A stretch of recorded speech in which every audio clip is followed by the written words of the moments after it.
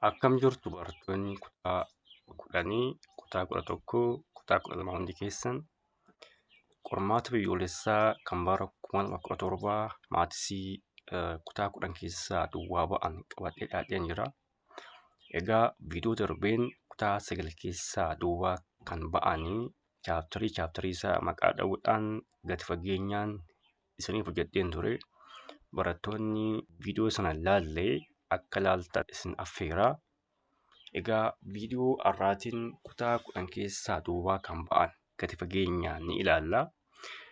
Egaa kutaa 10 keessaa niw kaalkulamii keessaa ba'ee baay'een isaanii waan salphaatu ba'ee yoo seeraan qo'attan dhugaa dubbachuudhaaf qormaata biyyoolessaa yeroo ammaa kana maatisii ba'aa jiru ni danfamtu jechuudha. Okay. Egaa dursaatii daftara keessanii fi biirii keessan qabadhaatii dursaa gaaffii shaakalaa maatisiin hojjechuu waan ta'eef yoo shaakaltan yoo hojjettan barattoonni kutaa 12 qormaata tiraansiidhaaf qophaa'aa jirtan shaakala gaaffii kana dursaati viidiyoo paawus godhaatii shaakalaa.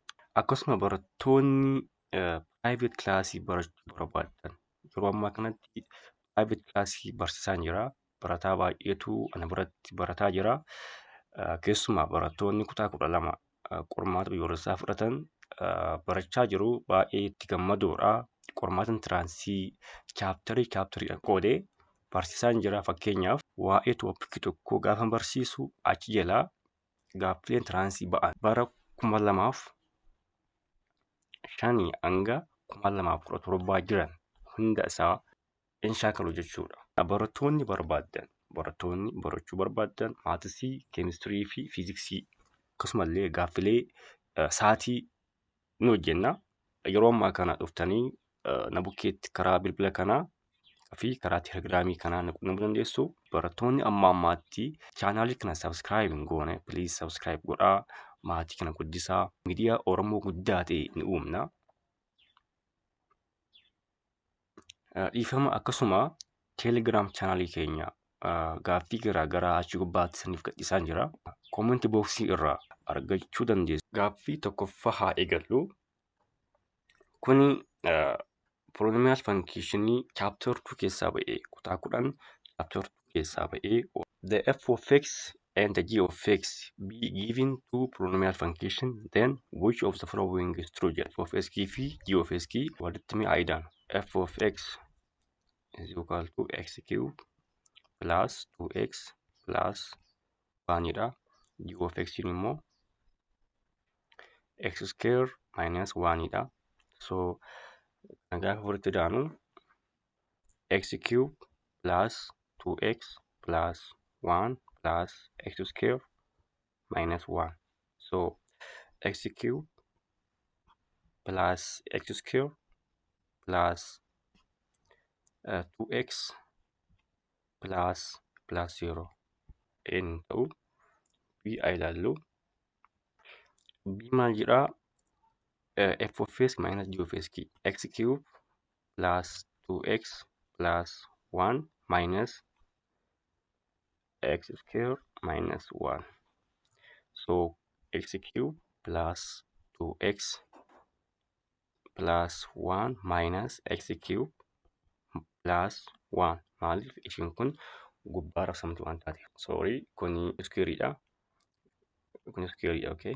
So x cube minus x square, okay, plus 2x plus 1 plus 2.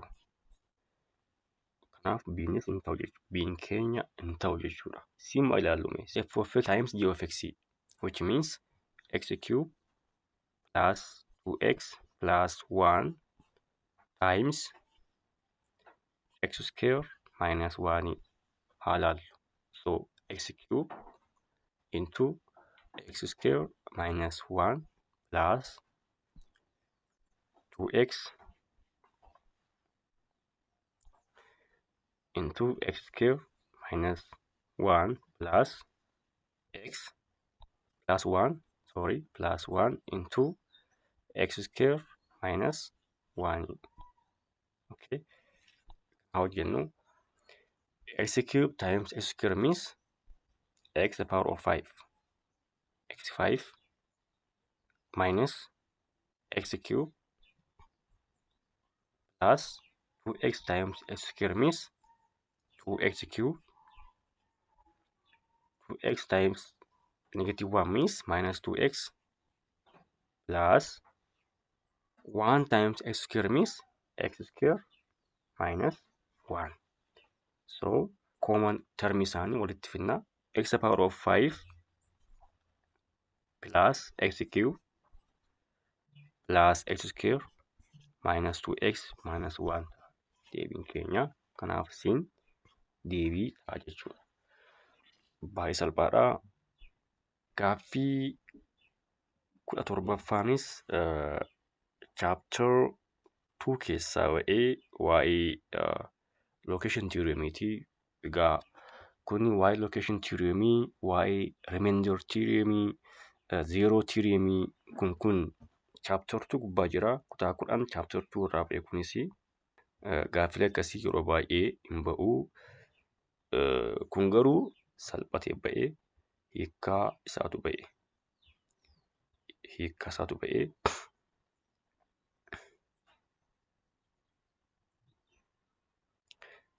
Maal jedha? Let a b is an element of real number such that a less than b and f b polynomial function. Then which one of the following statement states the location theorem?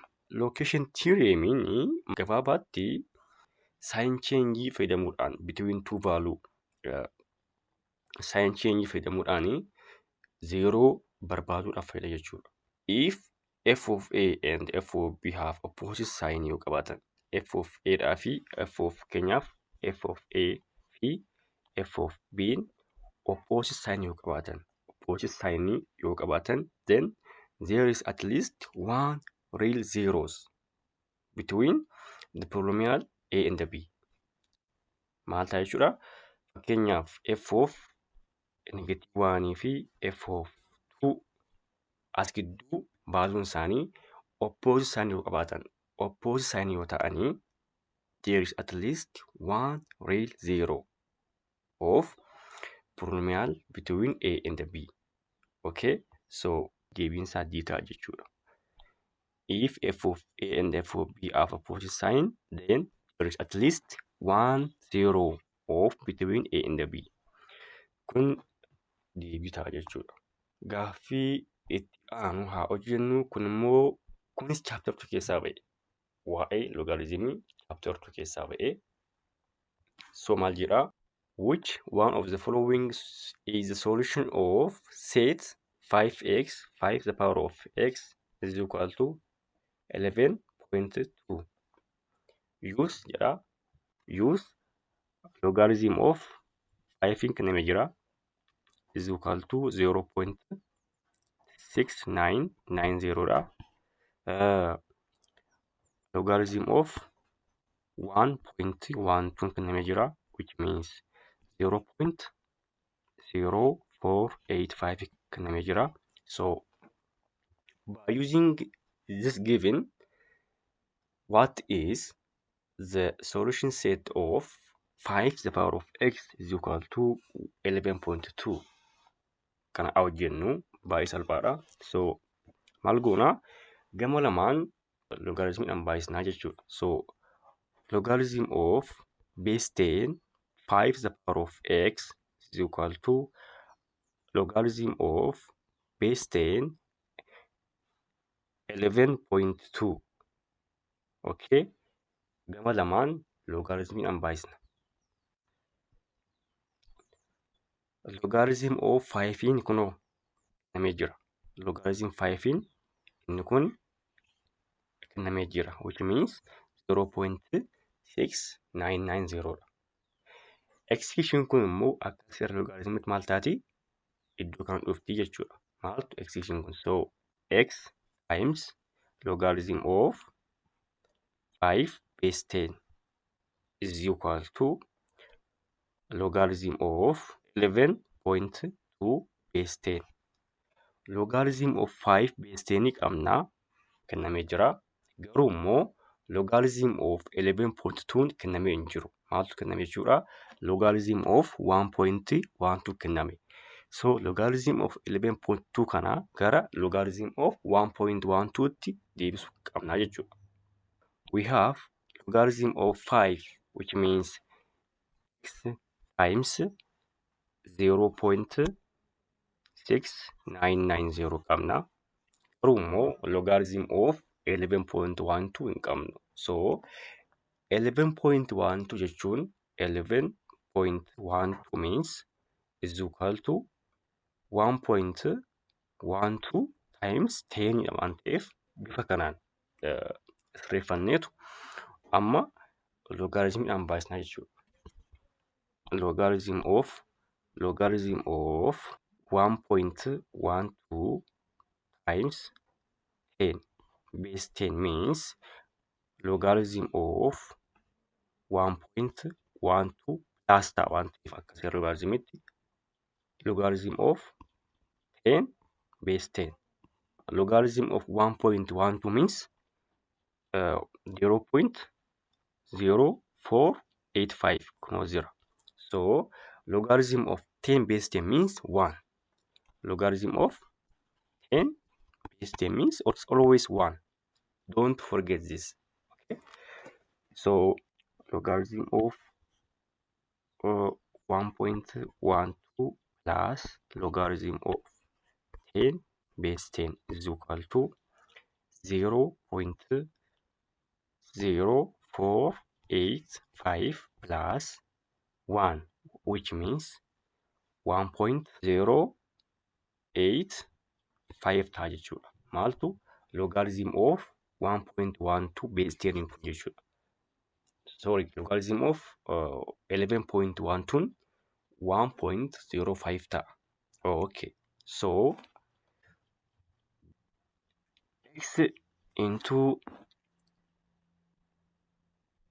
0.6990 is equal to 1.0485. Easy. Maal goona gatii x barbaanna.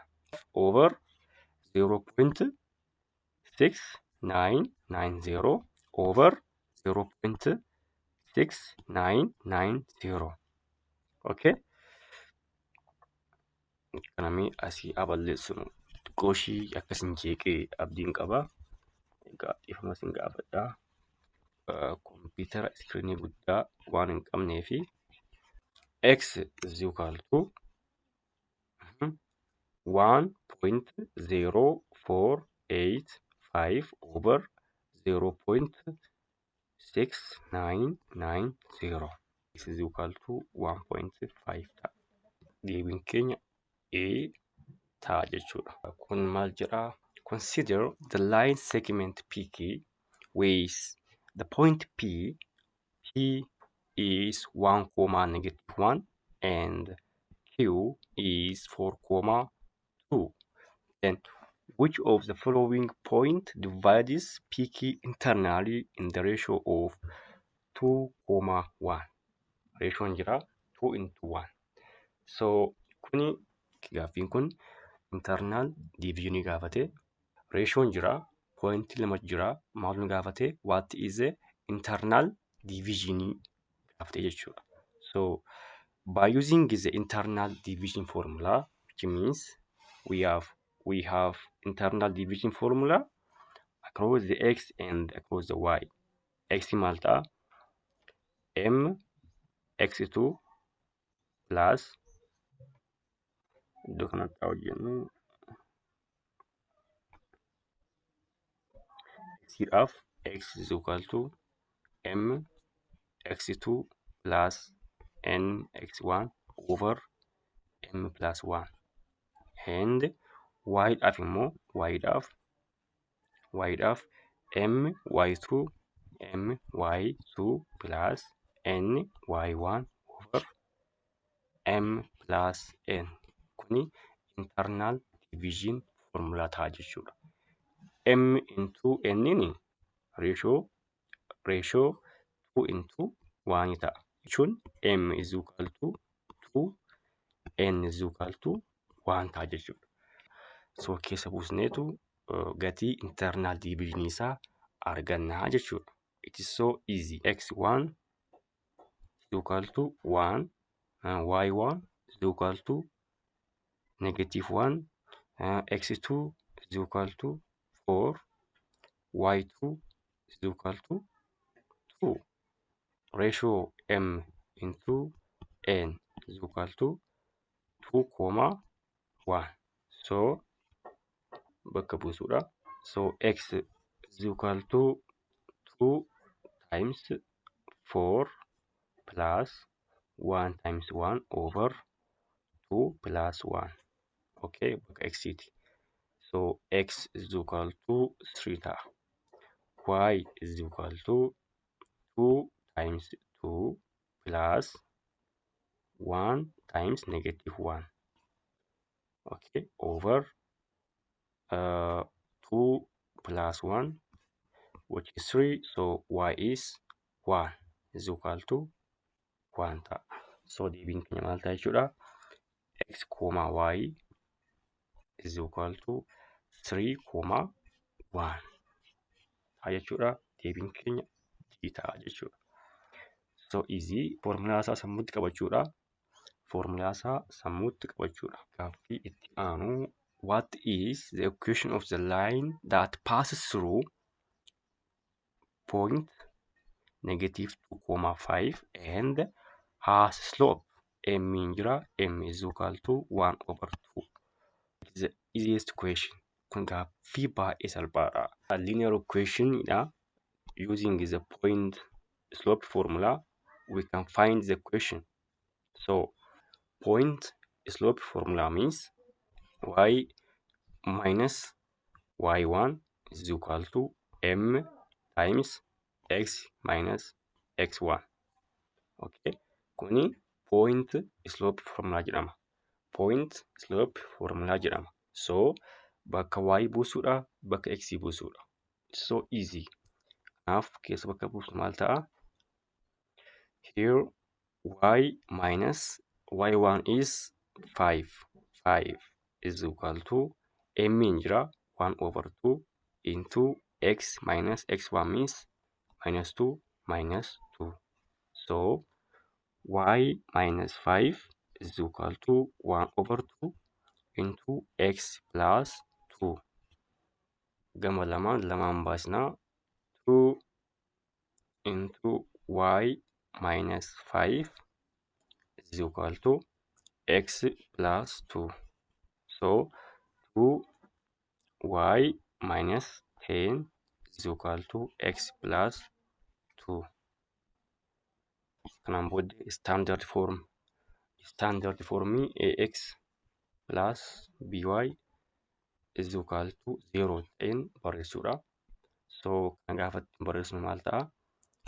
ittiin barreessinu maal ta'a? Deebiin keenya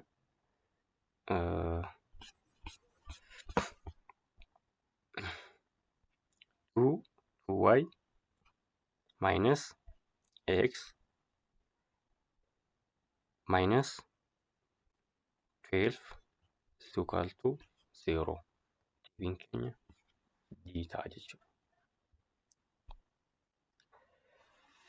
Ammas waa'ee logaarizimiitu ba'ee, egaa logaarizimii gaaffii hedduu ba'aa jira. So haa hojjennu. Here we have given logarithm of 4.8 qabna. 4.8 qabna. Logarithm of 6.93 qabna. Logarithm of 6.83 qabna. And what is the value of radical 48 nu gaafate jechuudha. Kun baay'ee salphaadha. Radical 48 means, first of all, radical 48 means radical 48 kan haa hojjennu. Logarizimiidhaan haa baay'isnu. Maaliif? Logarizimii waan ta'eef. So logarithm of radical 48 base 10.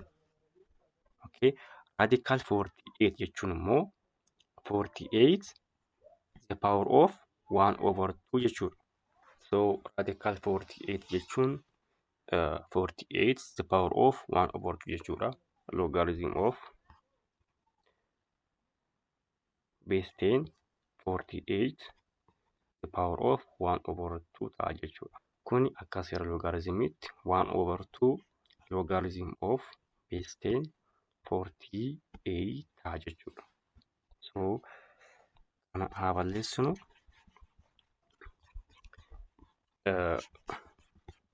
Logarithm 4.18 nuuf kennamee jira.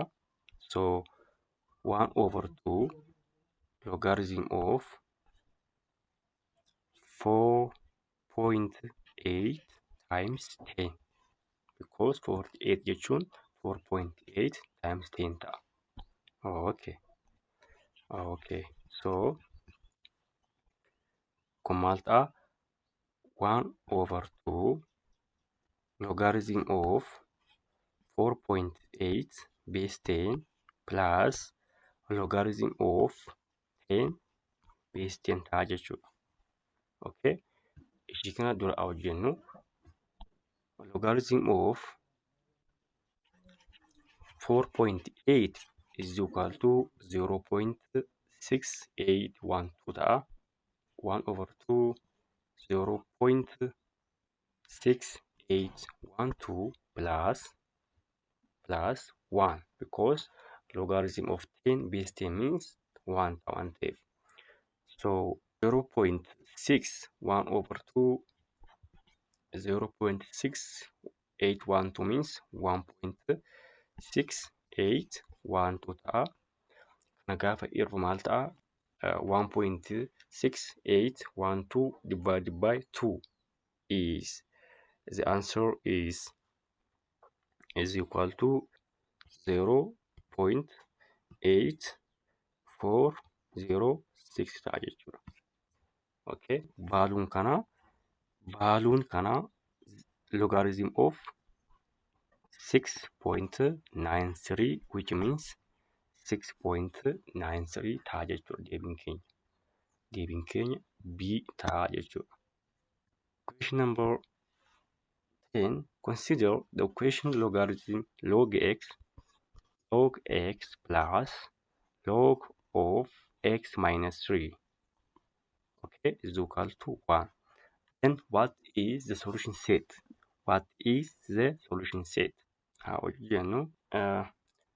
Logarithm of x plus logarithm of x minus 3 means is equal to 1 means akka seera logaritmii product rule'itti fakkeenyaaf logarithm of a plus logarithm of b means logarithm of ab ta'a.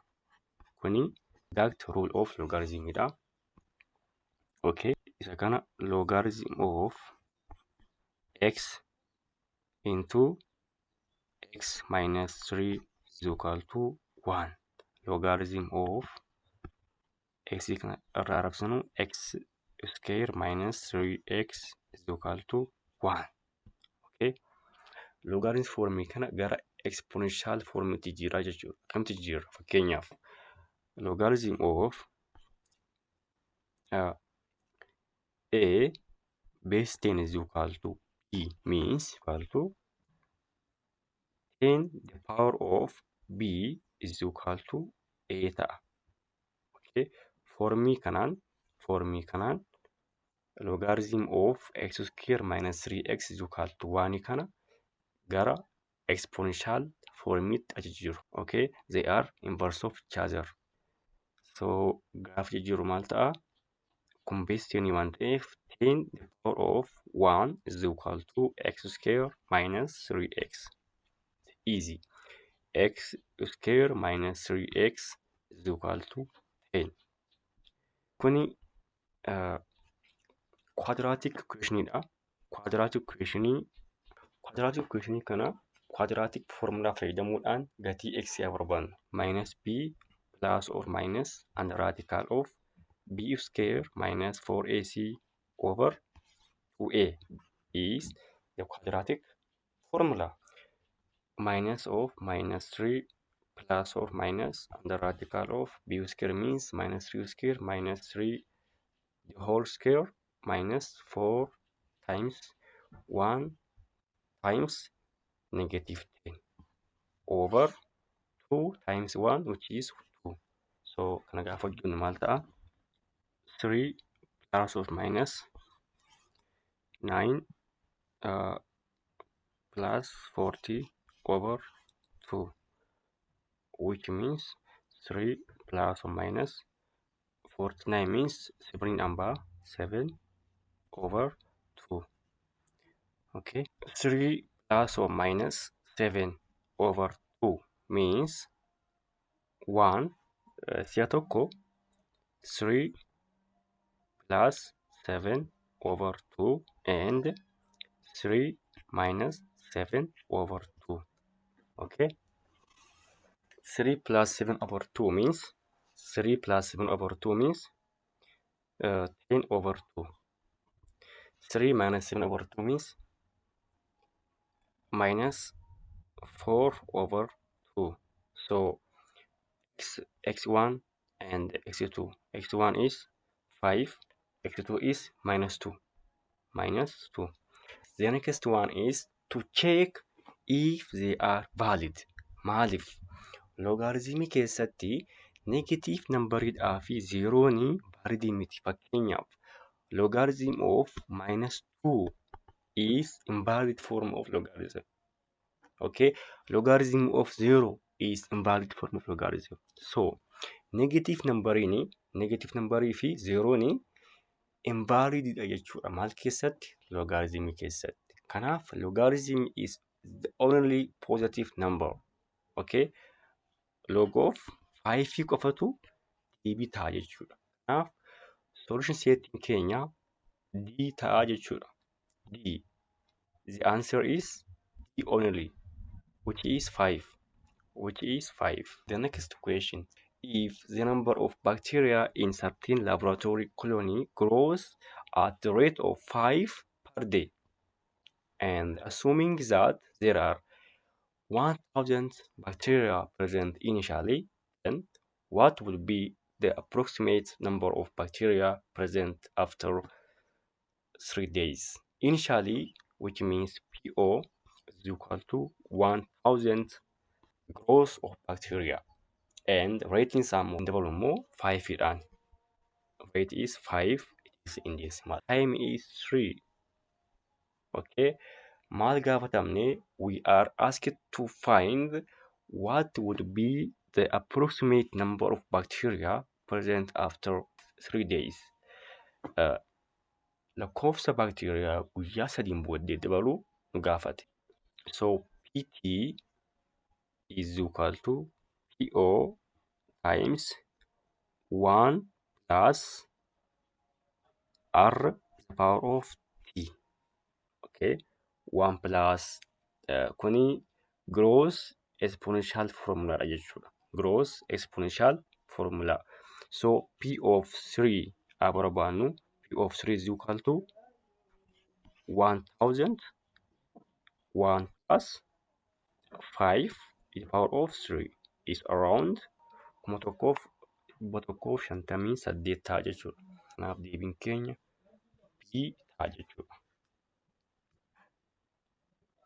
Gaaffii itti aanu maal jedhaa? Let theta be an angle in standard position. Be a point on terminal side of theta, which is different from the origin. Let R be the distance from x, y to the origin. Then which of the following define cos theta? Cos theta dha akka barbaannuuf nu gaafate.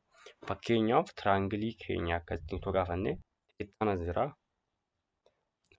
x as jira, kun y dha, which is opposite. Cos theta is the easiest one. Cos theta is equal to x over r. R maal ta'a? R is using the Pythagoras theorem x square plus y square ta'a. Sin theta is equal to y over r. So we are asked to find cos theta, which is x over r. The answer is C ta'a jechuudha. Consider the graph of the certain trigonometric function given below. Which one of the following function represents the above graph for the negative pi over 2 up to x up to 5 pi over 2. Graafii kana yoo ilaaltanii graafiin kun maal ta'a?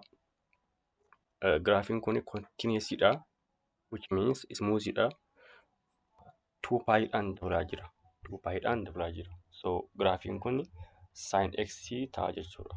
Sin x ta'a. Maaliif? Continuous waan ta'eef. Smoothly increase ta'aa jira by 2 pi. Y is equal to sin x ta'a jechuudha. Which of the following is true about the cosecant value of the given angle? So cosecant jechuun maal jechuudha? It is the inverse of sin theta jechuudha. Fakkeenyaaf sin theta yoo ta'e, sin theta is 1 over cosecant. Okay, so cosecant means is equal to 1 over sin theta ta'a jechuudha. Okay, fakkeenyaaf cosecant of 45 degree barbaannu sin theta of 45 degree means radical 2 over 2, right? So the inverse of 1 over radical 2 over 2 means malta 2 over radical 2 times radical 2. So over radical 2 gone 2 radical 2 over 2, which means radical 2 ta'a jechuudha. Kanaaf deebiin keenya ja'a ta'a. Warra kaan shaakalaa akkanumattiin viidiyoon keenya akka baay'een dheerannee fi question 28. What is the total surface area of the cylinder whose radius is 2 cm? Radius qabna. Radius 2 cm and height 7 cm. So total surface area means formula is 2 pi RH plus 2 pi r square maaltu total surface area. Kanaaf 2 pi r is equal to h plus r goona. H fi r common waan ta'aniif 2 pi r into h plus r goona. Kanaaf 2 pi times 2 7 plus 2 is equal to 4 pi times 9 is equal to 36 pi ta'a jechuudha. Deebiin keenya B ta'a. Yaa kun formulaan isaa yaadachuu gaafatama baay'ee salphaadha. Kanaaf deebiin keenya 36 ta'a jechuudha.